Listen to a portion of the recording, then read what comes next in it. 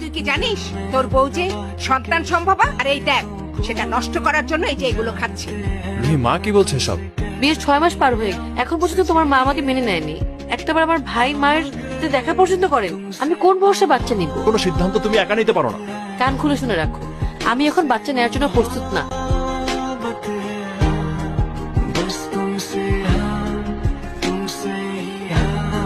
কেউ আসবে নিতে? তুমি এখানে? মনে হলো আমার সাথে তোমার আরো অনেক কথা বাকি, যেটা তুমি বলনি।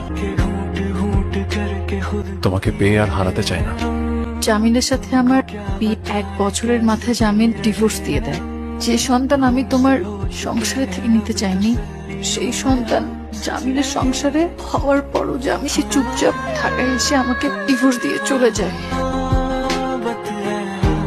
Will you marry me again?